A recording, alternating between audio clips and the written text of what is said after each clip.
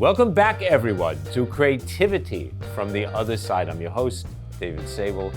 And as always, we come to you from New York festivals.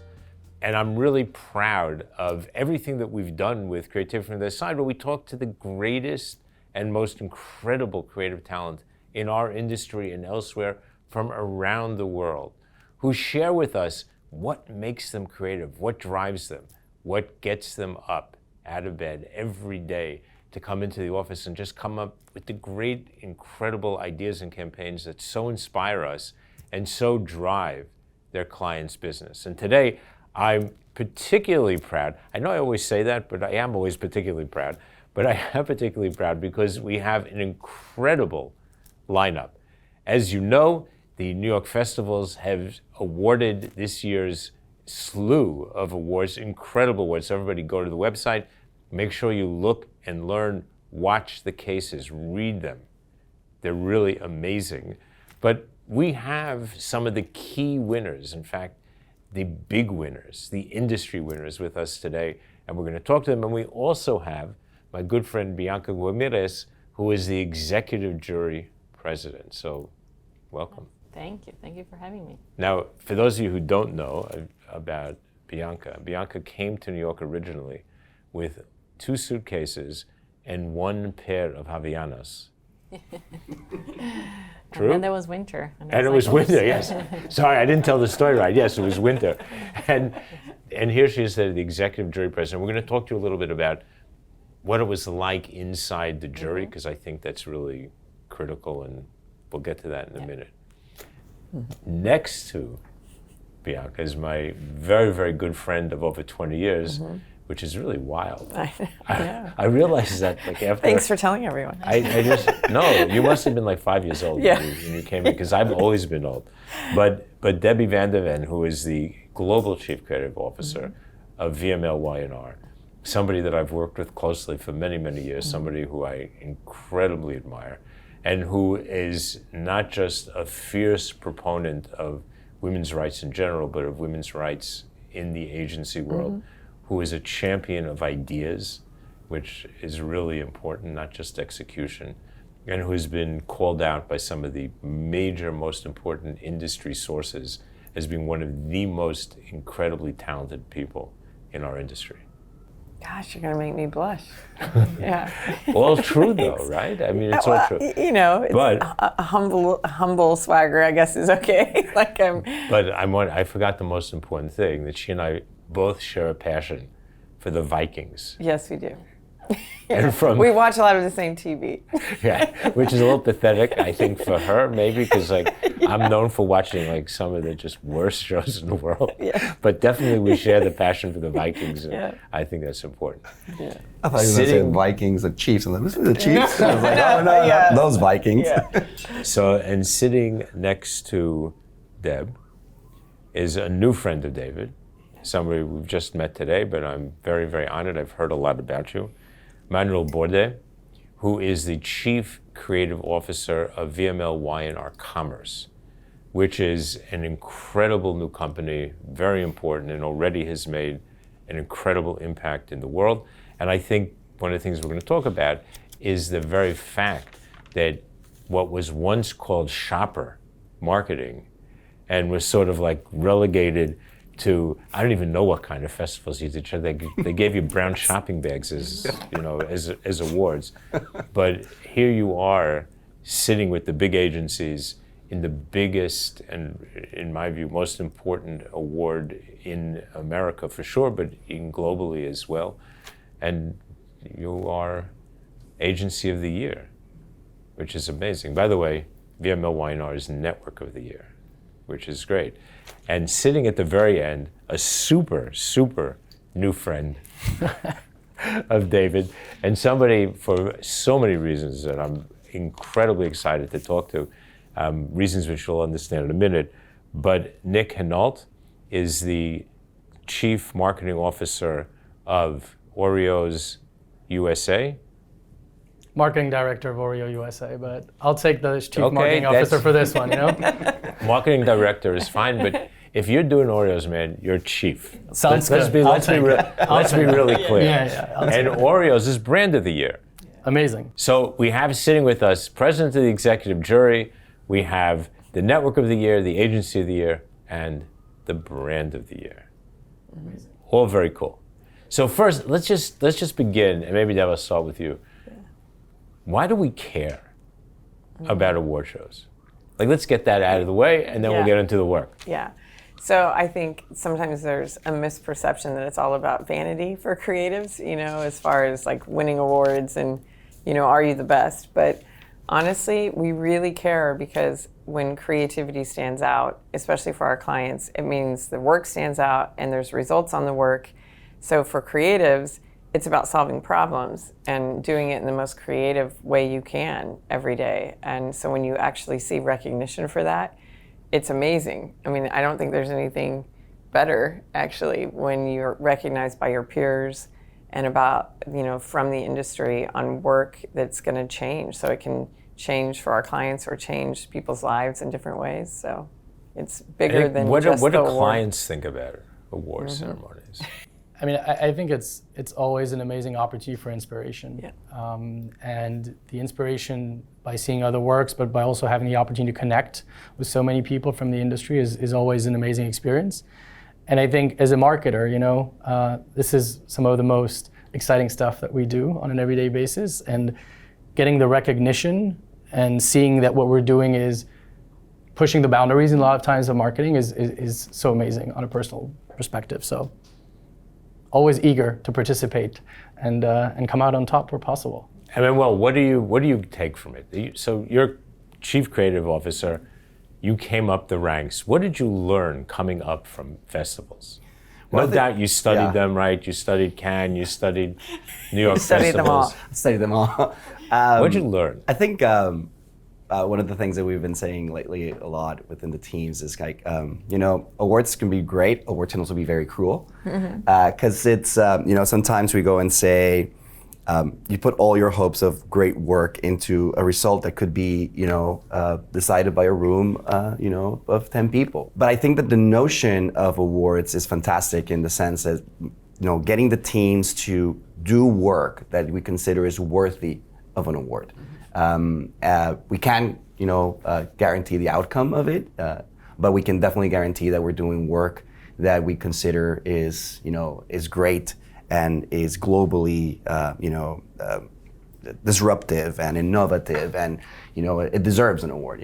So I think that thought, just that sentiment for a creative, for a client, for everyone, and even love that all our agency is into this, into the motivation of creating this work, from planning to even finance. Everyone is really on the boat to go and say, we really want to do this type of disruptive work. And Deb, do you think there's a correlation between clients' business? I don't mean the business that we get in as agencies, but the acceleration of the client's business and just the creativity of the campaigns we put out, of the work we do? Yeah, I'll just use an example in my background. So we do the work for Wendy's and in the US, and we have for the last 10 years. And we've completely transformed the brand from, in those years, from a more kind of old-fashioned brand, one that you didn't really know that much about 10 years ago, to like being in mainstream culture, everyday content. I mean, you almost expect Wendy's to be involved in anything that's happening in culture. So for the client, it's not just about their sales, which they are definitely, it's quarter over quarter. Everybody's on everything when it comes to sales. It has to do with the brand and how it's elevated, and they have such an amazing brand team that's also worked together for a really long time. So I think it's important for clients, because I think clients like to build brands as much as agencies like to build brands. Oh, we know. So, yeah. Good. All right, so Bianca, as co-founder and Chief Creative Officer of Mischief, one of the great young agencies in the world, in my view, and you and I have spoken before, what do you look for? What is there such a thing? Is creativity an absolute? Like, typically when you think about awards that you give, forget in our industry, but you think of absolutes, right? Usually there's some kind of criteria, you check boxes, you have data. but it's not quite, having been jury president many times, it's not quite how it works. So what is it? Is there an absolute for creativity? Yeah. Is there something, what's the magic? By the way, I'll take the chief as well on my title. I'm very into chief. Well, let's make this my official promotion. Yeah. So, And Greg, I'll take note. apologize. We could edit it out. I'm not going to. I'm just going to Do leave not it. edit that out. I will not edit it out. It's good for you and it's good for her. Great. Trust me on this. Perfect. And we'll go have a drink when they give you the title. Well, I mean, just by being in the room and hearing that we had like an amazing panel of people, and the whole time we're not just looking for the fun ideas or like what makes us laugh or what's just interesting. We're also looking at what the work has, what impact the work has had. And so looking at the work, and this is what these guys were saying, you were seeing that whenever we see the results of the work, it kind of like, it is usually the one that's most creative, and it is usually the one that we like either found it the most entertaining or most like, fresh. And I think when it comes to us creating the work on the other side, it's not that we're not trying to check those boxes, but I believe that when you're really trying to accomplish those objectives in a fresh way, that's when you're succeeding, and that's when like the big winners here, like those pieces of works get the big awards. It's not just the one that like. And so I spoke to a number of the judges who worked with you, and I was struck by their view that this year, I mean, there's been a lot of talk the past few years that maybe during COVID the work wasn't so good and it didn't go so far, and I think this was true across all the. I see Deb shaking her head. Yes, across all of the festivals. What I heard consistently was that the work was really good. Yeah. That people just were like, wow. They just felt the industry was back in full swing, full power. Yeah. The work was focused on results. Yeah. All the cases I read were just really good, focused, amazing. Is that, would you agree? 100%, and I notice a lot of that work for brands, meaning, there's usually a lot of work that wins that's like for nonprofits or for causes, and we had a lot of great ones of those, but then there were like real brands like OREO, like Wendy's, like, that just are bold or are doing something that's like super entertaining, engaging, that goes, you go beyond just a piece of advertising, and you're changing the product, and I think everybody was aware of that and wanted to make sure that we recognize those, the brands as well, and not just the for good stuff. Good. So now let's talk about some of the work. Yeah. Right. Because I'm really excited, and feel free to jump in because you've seen all the work, and you were key to awarding it. And so, by the way, I just want to also point out that this white, beautiful little statue here is in fact the industry award statue that each of these organizations will get. So it's pretty cool. Nice. You get like this nice very cool. Good. So let's go. Deb, we'll start with you. So in 2018, you put together the creative teams of VML and Y&R as VML Y&R came to fruition. And you have an entire global network of incredible creatives at your beck and call, who I know you use in different ways as work is important. And I tried to pick two pieces of work that were very different, but also from different places, and maybe just also for you to comment about the offices, about the people, and how it goes. So the first one we're going to talk about is an incredible campaign for Ubereats that came from Germany, from Schultz and Friends, an agency I know really well. We helped bring them into the network a long time ago. Very interesting little agency, I think, who has benefited tremendously from being part of VML Y&R. I think it's upped their game. Yeah. And they had a problem. Their job was to bring Ubereats to a market that had lots of local competition. And as we know, in Germany, the global competition does not always do well against the local. In fact, agencies don't do well. We know this for years.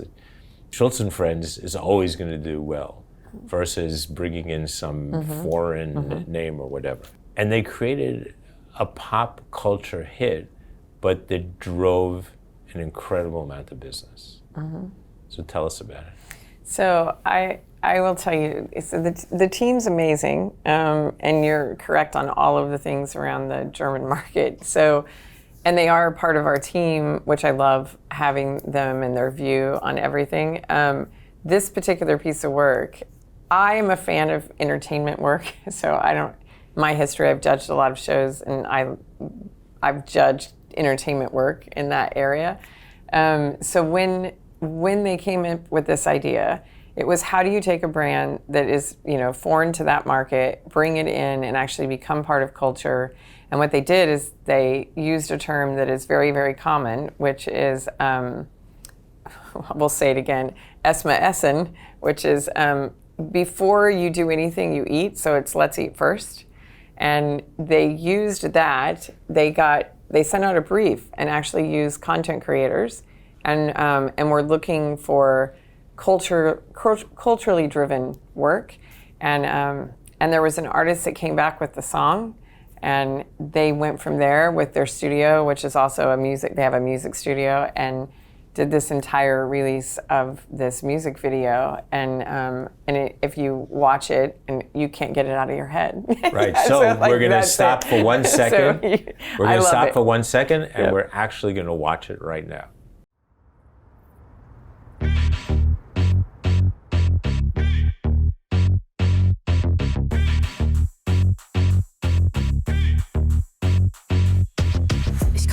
Es ist wieder hell, ein Blick in die Küche, dann ins Bett, brauchen Snack und zwar jetzt. Bin seit gestern wieder Single, trotzdem Appetit für 2. Sushi-Kappelplatte pack ich auch allein. That song stayed in my head from the first time. Like, I'm walking around. It did our whole global team too. It's whoa. Yeah.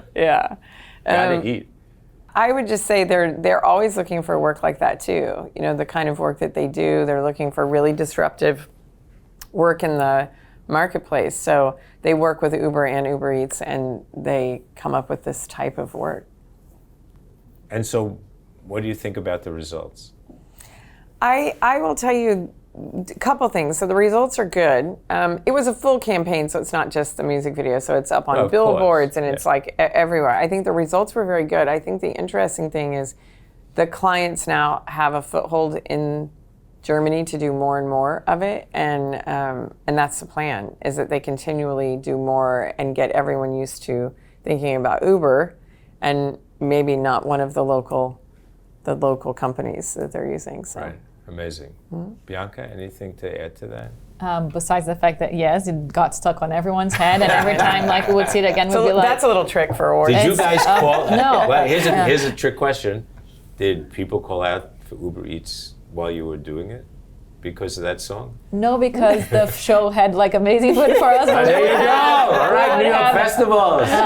So what, for those of you who are thinking about becoming a judge next year, being part of a jury, remember, you get great food. Exactly. Just saying. No, but it didn't feel like advertising. Yeah. We were all watching a music video, and that immediately got stuck with us, and it was almost like, is this really an ad? And that's beautiful. So good. So now we're going to go to the other side of the world, and we're going to go to Peru. Now, Peru is one of my favorite countries. Also, by the way, is an incredible food country. For those who don't know, every bucket list in the world, every major restaurant bucket list has 3 restaurants from Lima. Think about that. Lima's this little place, and it's got, I've been to all 3, they're all amazing, by the way, but it blows me away. But I think that just gets to the notion of Peru, as small a country as it is, being an absolute hotbed of great creative. And Eduardo Grisol, who is the creative director and the general manager, president of the office, is a good friend, is the lead on this piece of work, and I just kind of love it. So we talked on the other side, big integrated campaign. Every possible type of media was used, lots of TikTok, lots of culture, lots of whatever. This is completely different. But it had incredible sales results as well. Yeah. So it's about Arcapena beer. Yeah. I think I pronounced it right.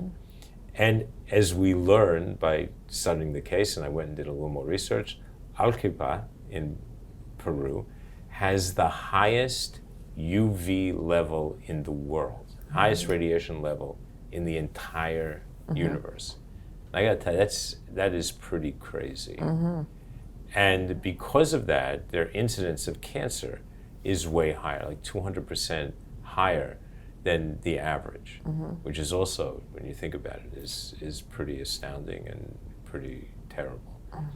And they figured out a way to use the product in a creative way, but I think more importantly than just using it in a creative way, very often we've seen in festivals, so you'll talk about the idea in a second, but they'll do it once someplace. These guys covered like 70% of the country. Yeah. And that's what blew me away and why I wanted to talk about it, and then we'll talk about the sales results. So tell us about the campaign. So the campaign is where they actually took the bottles, and if you look at, lots of places in the sun, but of course, like standing waiting for buses, like everything, any type of transportation, outdoor areas for restaurants, they took the bottles, they cut them in half, and made them tiles that went across, because the beer bottles would actually keep the radiation away. And so it was a really simple idea, and sometimes those are the ones that also, when it shows,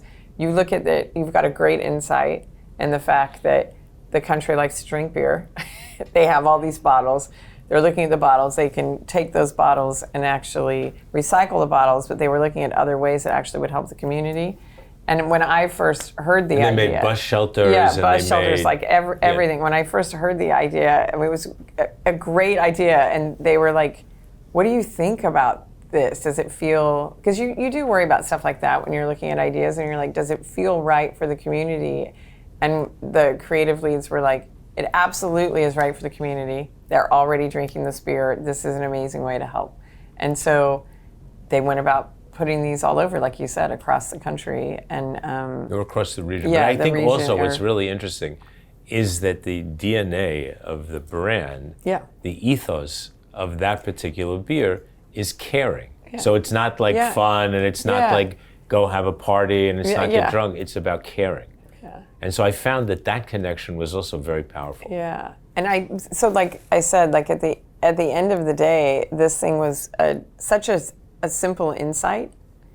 And I think that also stands out in your work. Like if you can put the really simple insight and make the idea come to life, that's just another form of great creativity instead of thinking about the client and only consumption of the beer. Right. And by the way, all of these campaigns, all the campaigns we're going to talk about, won multiple awards. They didn't just win. So they contributed, obviously, to the network and to the agency and to the brand of the year, but every one of the campaigns that we're going to talk about won in multiple categories, which is also important. And interestingly enough, not gold in every category, which I also loved. So it wasn't like which to me is always a sign of like there's a little bit of groupthink going on and people are sharing stuff. And we've seen this before, right? Where some piece of work that's whatever wins all of a sudden gold in every single category. And But I think when it's balanced, it just says even more about the power of the work. Yeah. Would you agree? Yeah, I do. Because then when you look at it and you tear it apart into different areas, and you're like, it's like the last piece we talked about, it wins a gold in entertainment and then wins a silver or a bronze in something else because it's good in that category, but maybe not the best for that. So yeah. But good enough to win, which is even getting shortlisted, as we know, is a win and is a sign of great work. Yeah. But I think that to your point, when it just makes it so much more credible. Yeah. When people really, because you know that the juries were thinking, you know that they actually paid attention to your work, and I think that's good. Any other thoughts on that? Well, the thing I'll say is that. They didn't get like a product and then they transformed it into something else and then helped the community. It just felt such a perfect fit that even the architecture of the the houses, the tiles, like it looked just like the bottle shape and everything, the craft of it, everything felt so perfect that's kind of when you're saying like, do we have the right to do this? Like absolutely, it's not. It just feels like it's not. It's like a very good fit for the brand, the product shape, the what's happening locally, like the culture. So Good. Thanks, So, Ed. Manuel, you're up next, man. So commerce. But before we get to commerce, so Manuel, Colombian, but born in Miami, worked in Dubai, and comes back to New York, and it happens to be hot outside. So there's obviously you obviously got this thing going with warm weather.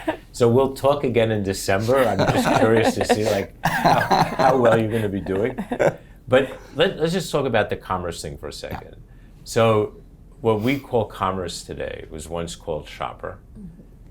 I think it's clearly more complex today. It has physical, it has digital, it has social, which maybe once was word of mouth, but kind of the same thing, but it links it back to the digital, more efficient. Probably has media as well. So it's much more of a holistic point of view to it.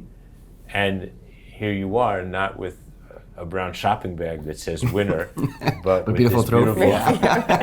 but with our beautiful statue. That's his goal. Because you're playing with the big companies and the big creative powerhouses. Tell us a little bit about that. What do you think? You should be proud. I mean, I know you are, but. Yes, I mean, look, sure, like from shopper to commerce, let's say that the canvas is way bigger, more exciting, right? But I think that the big unlock as well is that it doesn't have to be just so transactional. You can actually do creative work that does both exercises, building brand and conversion at the same time. So that's why it's so exciting, because it's not just exciting for the creatives, it's also exciting for the clients if you can, do both, kill two birds with one stone. So the canvas is really big, as I said. There's so many different, channels that we can now tap into, and not just traditional in-store, but finding new channels. And I think that a lot of the work was trying to find, innovative ways to disrupt these commerce channels, or to create new commerce channels as well. So yeah, I'm really excited about where it's all going. And again, for us, it's very important, as you said, like to take ourselves out of the siloed, very specialized type of award shows, and coming into an award show like New York Festivals, where we really are, fighting with the creativity that does, great work on both fronts. I know that. Personally, I was very proud, other than the fact that I do have a bias to an article, which everybody knows, so I apologize up front, but that's got to be honest.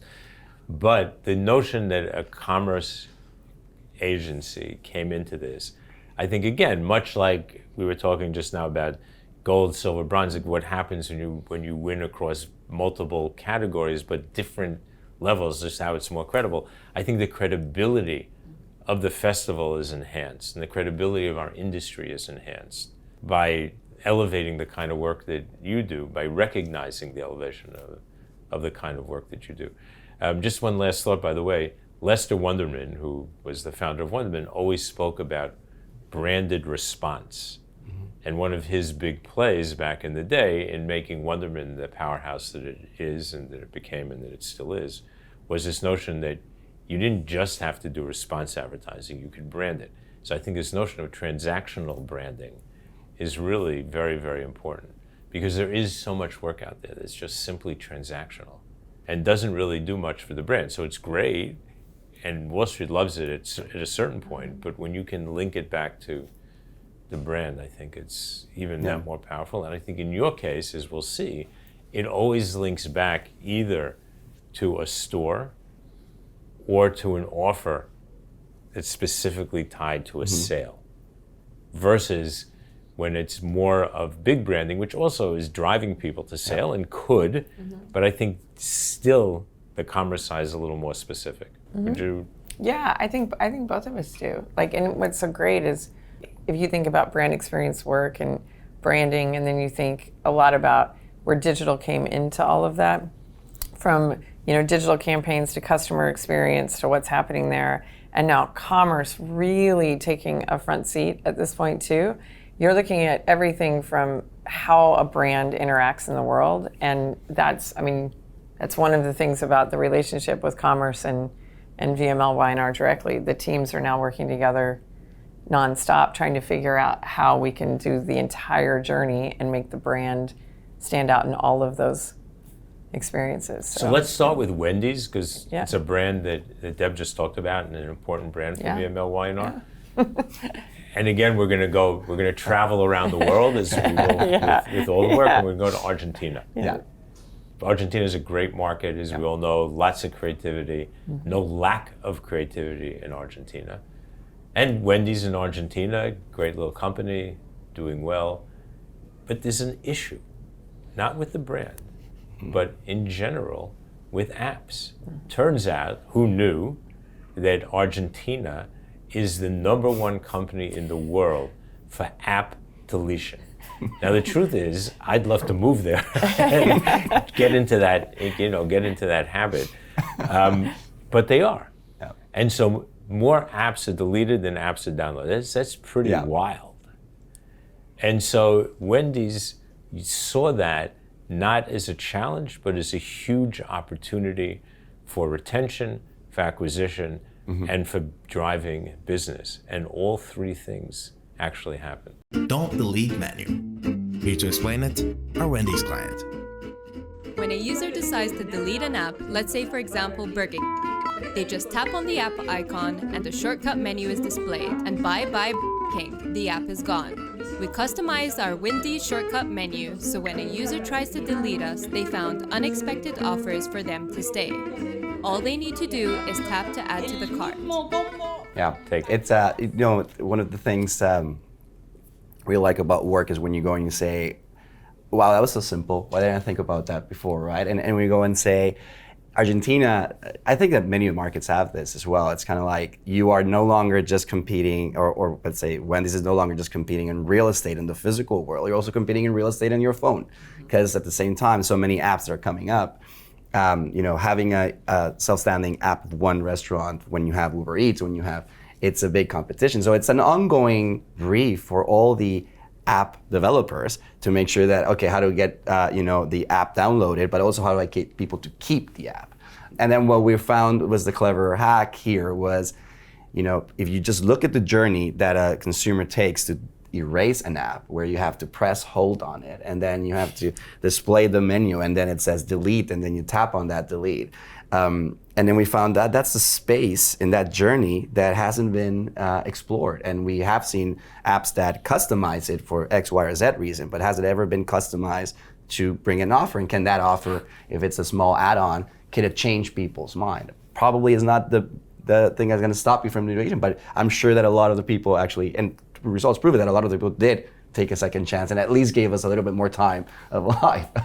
But I think it's cool, because for the client it also means them understanding that now they have a own space, an own Mia space that they can continue to explore and they continue to use. That was the basis of or the premise behind Don't Delete menu. Yeah, and the notion of it, I thought about it a lot when I looked at it, because I do delete a lot of apps, because I do download a lot of apps, because I'm always interested. And I started to ask, you just unexplored. You just kind of just hit delete. And then they try to scale you, all the data will be erased. Yeah, it's exactly why I'm doing it. Hello. Yeah. What don't you get? You just reinforced my. Yes. But I think this notion of giving of giving that little, and by the way, making it clear, and it goes right to the offer. It goes right into you don't have to do anything. It's a shortcut. It goes right into your basket. That's it. You're done. It's finished, and you get it. So that also I think was an amazing insight. So all the friction is out. And a good thing about that as well is that by changing every period of changing the offer, now it becomes a change of behavior about people wanting to go and see what's next, right? Or what's the new. So it gave us a moment where you guys now you're going not just to delete, you're actually going just to see what's the new offer that's coming in. That's very, very cool. And I apologize, I'm gonna read this because I don't want to get this wrong, but the numbers are amazing, right? App usage up 138%, meaning that just the usage of people who have apps, which suggests a lot of word of mouth, it suggests that people were sharing, The drop rate was 14%, minus 14%. In other words, like, wow, that's amazing. Downloads were up 36%. So the delta, which we'll get to in a second, of downloads versus drop was really good, right? More than double. And sales were up 12%. So I'm getting something free, but then I'm still buying something else. Yeah. And bear in mind that downloads wasn't the primary objective. It was a customer retention before more than customer acquisition. But by default, you get people to download. And the delta between delete and download was the biggest in Argentina's history, which I think in a country that's famous for being the number one deletion country in the world, that's pretty cool. All right, so that's Wendy's. Yeah. Now we're going to talk about Oreos, one of my favorite cookies in the world. We're going to talk about them a lot today, so Nick, hang on. We're coming to you in a minute, brand of the year.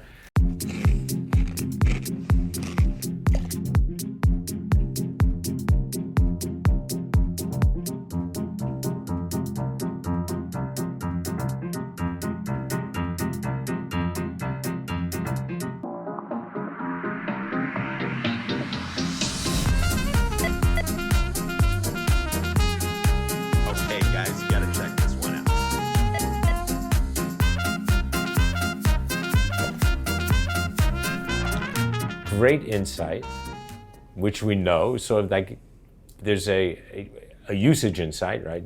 Dunking your Oreo in milk. I think it's sacrilegious, by the way, but hell, it's everybody, each to his own. Because like, why would you ruin such a great thing? But it's okay, people do it. The big visual insight, though, was how do you link the milk and the Oreo in a store? Like, what do I do, or in your house, but back to the store? Yeah. So that became really cool. So somebody noticed that if you stack Oreos up, it looks like a barcode. That's just amazing. It does. In fact, after I saw that, I can't look at a barcode without I thinking think that Oreo. when we were looking at this in our global councils, and we were looking at the work, we said it though. It's like we won't be looking at barcodes the same way ever again. No, I cannot look at a barcode again. So tell us about the program. Yeah, and I think look to what you were saying before about how to, because you were talking about our day-to-day like offers and sales and here's a point where you go and say I can easily just mail you an offer, and if I have a problem I want to sell cookies, like it's easier if I just send you an email and you just have a coupon and you just redeem it. But can I tell a story while I'm doing this? And that's where we go and say like gamifying this moment to tell a story that has been recurrent for 100 years, more than 100 years. Oreos are milk's favorite cookie, and I think the unlock was having that, noticing that striking visual similarity between that, the barcodes are actually looking like stacks of Oreos. And we even got to the point about saying like, I can see a double stuff here, I can see a thin Oreo here, but the whole notion that the barcode, the milk already have the barcodes on it and have the cookies on it. And so then the next step for us was saying, okay, we really have a moment where we want to put Oreos, even though they're incredibly popular and by high awareness, we must still put them in the households. Milk is always in the household. Cookies, we want to make sure that they're there. So how do we drive from milk to cookies? And then, creating the tech to make sure that we scan the barcode always in a vertical way. It doesn't work if you scan it on a horizontal way. So you have to put as you'll see right now, you have to put it on its side. So you have to make sure that some of the barcodes already come in a vertical way in the milk, so you don't have to flip the carton. But some of them, when they're like horizontal, you need to flip it. The other thing is that we work together with our partners and retailers, Albertsons and Jules and Osco, which is a tie-in with the offer. But we make sure that they provided to us the barcode information. So that meant that if you try to scan a can of tuna, like case, it wouldn't work. Right? And we actually had a nice witty reply to it. It's like, you can't dunk in a can of tuna. But we also made sure that it worked also for milk alternatives, because we also know that it's also almond milk and soy milk and so on. So. Yeah, definitely, it was a really nice way of gamifying this idea. And let me point out, those are major retailers. Those are major supermarket chains. Those are not little guys. Right? And this is US work, so it's also more interesting from a certain point of view because bigger, you've just increased the complexity of getting this done by a pretty big factor, I would say. And the results also were astounding. 83% redemption rate. Like, wow. I can't imagine that that's even close to a typical. I mean, that's going to be so much higher. I think it's amazing. And we know that from your point of view, you had an increase in sales. Yeah, I mean, this is an incredible program, and I'm very happy to be talking about it today. I think what you mentioned around the need and the ability for commerce to be tied to brand building this is a perfect example of it. I think it's building on so much of our distinctive assets, right? Whether it's the milk or the black and white, and bringing playfulness to something that's just not so playful. Yep. When your purpose as a brand, right, is to connect the world through playfulness, it's amazing to be able to do that from a commerce perspective. And yes, Albertsons is a big partner of ours, and it's driving a lot of sales. So, very exciting program through and through. Good. And jury president. I mean, you're talking about like Oreo, Wendy's, like brands that do good work all the time and like they win an award show, so the bar is even higher when you're judging it. And then they come up with this and you're like, again, and that's like the feeling, which is awesome. I commend these guys for like, you know, it's like they're one-upping their own work. So it's, yeah, truly, everybody was impressed. So simple. The Oreo one was like simple, but then it's like to pull it off and make it work in supermarkets, like with other brands of milk, like that takes partnership, and yeah, it was a good example and of that. Good brand integration. And brand integration. Which I think is really cool. And I don't mean just brand conceptual integration. It's brand operational integration. Yeah. Which I think is core to the success of any real good commerce program. If you don't have that kind of operational integration, then you're really not dealing with commerce. You're just doing another campaign. Yeah, and a strong brand, because once you know what the brand stands for, I think as creatives, you are immediately now like, it's kind of like, okay, I know the voice of the brand, I know what this brand is about, I know how, and then you're just kind of, you know, coming up with ideas and everybody's on the same page strategically. It seems like that all is very... So network, agency, brand of the year. But before we get to the very specific, I have to ask you the single most important question. Okay. All right, Nick, as the representative of Mondelēz and Oreos, how do you eat it? Do you bite? Do you twist? Lick. Notice I did that? You did it very well. I've been doing this, man, like you have no idea. It's my favorite thing in the world. Do you twist and lick? Do you twist and bite? Do you twist and scratch off? My favorite actually. I'm not a big licker. I like to scratch it off. What's yours? I'm gonna go with the brand's favorite, which is twist, lick, dunk. Twist, lick, and then dunk in the milk. But we're very open into how people want to eat our Oreos. They don't care. Recently, MIT actually tried to do the perfect twist using machinery. So I think the question is out there. But for the brand, twist, lick, dunk is probably the perfect one. All right, like I said, I appreciate that, and like all of you out there, I don't mean to insult any of you. Dunking is sacrilegious because this is perfect.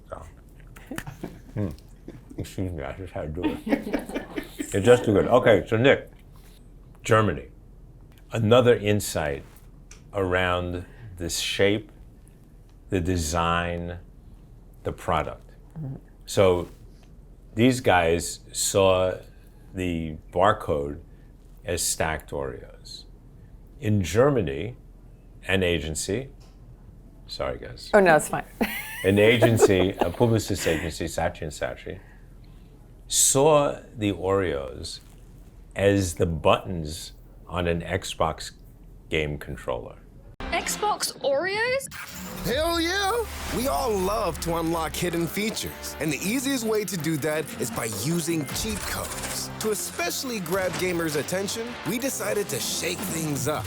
Oreo and Xbox introduce Cheat Cookies. Inspired by the Xbox controller buttons, we changed the design of our real cookies and thereby turned them into a gaming experience. Beyond the new design, the cookies got an innovative role, allowing players to create unique cheat codes. But a really interesting insight, more importantly, was the integration of the brand into the story, right? So into everything that was going on, the story of the games and across the biggest games in the industry, and the success of the program for sales, and the success of the program for linking the product, the game, and the play. Take it away. Yeah, first of all, thank you for the recognition. While I eat my cookie. Yes. I mean, this is, an amazing program that was led by our Mondelēz Europe team, partnering with the agency in Germany. It's an incredible ability that we have here at Oreo to play with our cookie. Mm-hmm. And that's why it actually takes a village, not only in the marketing side, but even in the R&D side, to start from the cookie and build the idea there. And that's what guarantees you to have this very unique and seamless journey between the cookie, the activation, and the sales. And this is a great example of it. How do you find the right cohort, gaming, huge cohort, which you're part of, the right insight, cheat codes, and then you make your cookie part of it in a very genuine way. And I think this all worked very, very well. And it was picked up by the community, right? Because of how genuine it was. And it got people excited. It got people into the brand that were buying into the brand if they're part of the cohort. It got people to buy again and again because there was this idea of getting more and more cheat codes. So Cheat Cookies was an amazing program that's really core to what we like to do at Oreo, which is put the cookie at the heart of a playful message and make it very genuine and relevant. And over 800,000 redeems. 800,000 pieces of material, digital material that I got because I redeemed this. I mean, it's astounding. Yeah. Absolutely astounding. Great program. Thank you. And, outside the fact it's a great product, 2 big wins and more, and brand of the year. Congratulations. Thank you. I mean, it's a great honor to be working on a brand whose goal is just to put playfulness into the world. And it's really great to be able to do it in so many different ways, whether it's the commerce side or some other creative ideas like Cheat Cookies. So thank you so much for the recognition, and thank you for the partnership. And I got to eat a cookie doing it. I've never got to do that before, so I apologize to all of you watching, but it was really good. Anything to add to this particular? I mean, brands are always trying to connect with Gen Z, and it's what's the way to do it? And when you have a brand that's willing to go that far to do something that feels like you really get them, and you're not just trying to talk at them, you're doing something that's gonna, changing your product in their knowing what their behavior is for real. It just works. So one last question for everybody. Manuel, what's your wish list looking forward for this year for commerce? What should we be thinking about? What are you wishing for? Oh, how much time do we have? Just kidding. I can edit anything out, so don't. The magic of editing. We'll keep you short, I promise. I think that we're in a stage where we're really excited about how much the industry and clients, for example, Mondelēz have decided to see the importance or the excitement behind commerce and commerce ideas, or commerce-led ideas. My wish is for every single client out there to have the bravery that a Mondelēz can have of thinking, hey, my commerce program can actually build brand and be exciting and be entertaining. And I think we're working towards that. I think that we are making sure that more and more that integration of brand experience and commerce and customer experience, everything coming together for a perfect world in these programs. So I guess that's my wish, that at the end of the year we have more and more success cases, and amazing work out there. And Nick, what should brands be thinking about as they look forward? It's going to be a tough year. I think everybody in general, it might not be specifically for the cookie category and for Oreos in particular, but I think in general, most clients are looking at this year as going to be tough, and next year maybe even a little bit tougher, going into an U.S. presidential cycle, which impacts the world, as we know. It just doesn't just impact us here. So what should brands be thinking about? I mean, I think in complicated times is probably the time where you need to stay the course and stay as true as possible to your brand, right, and continue showing up in a way that brings value to the consumer, right? So I think we're in it for another year of great playful connections that we can bring, and I think every brand should keep doing that. Deb, ideas bigger than execution. I think that's what we've seen. Yeah, you brought up, the tough industry right now, and like the changes that are happening.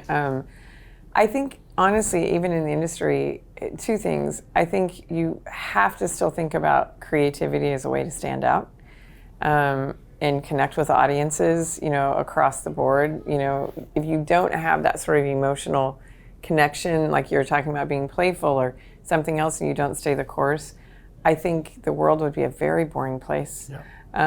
And I think creativity brings that to life. So I would encourage brands not to just go, oh, we're going to do anything, like almost stop everything, instead of like going out there and making sure people know about your brand.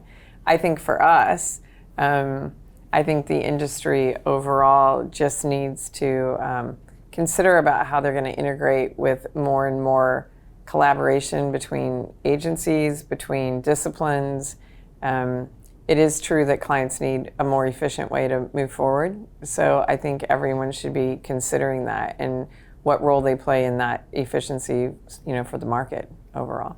And another season of a Viking. I was going to say, I'm a little behind, David. I'm so far ahead. I'm depressed when I finish the season. I'm a little behind. And Bianca, so first of all, thank you so much for being the jury president, for bringing us 3 amazing industry standouts, the industry winners. What should next year's jury president be thinking? Yeah. Every time we're judging, or like we finish judging and we look at the winners and we're debating like how everything is gonna, what's gonna go up, how we're gonna finalize, I guess, like the whole process. And looking at these winners, it's like we were proud to say, I want creatives, I want clients to come and look at the site and see what won the previous year, and then see, oh, we can go and do like commerce ideas and push our thinking and know that you can do something different. It's not the same as you've seen there before, or like what's moving the industry forward, or like what's a different way to think. And I think the pieces that won do that. And I love the fact that we have like multiple commerce ideas winning, and that will get people to start using that more as an avenue of for their clients, and thinking that way as well. So I think it's important for us that opens the thinking, and the jury should look for that in the next. Well, for sure, we all everybody's watching is looking forward to great stuff coming out of everybody's agencies and the brands in the coming year, for sure. And one last thing, thank you so much for being with me on the show today. And everybody gets my favorite T-shirt, the Creativity from the Other Side rip-off of CBGB's, which just shows you how old I am, logo. So they did that for me because they figured that was something I like, with this special version that says FOD on top, which doesn't stand for food. It stands for Friend of David, and you are all friends of David, and I thank you so much for being here. Thank you. And to our watching audience, thank you so much for being with us again on another session of Creativity from the Other Side, brought to you by New York Festivals, the leading advertising festival in the world. And this proves it. The best winners, the most incredible network, company, brand. It just doesn't get better. So thank you all for listening. Hope you watch some of the other episodes as well. And thank you all, friends of David, for being with me. Thank you.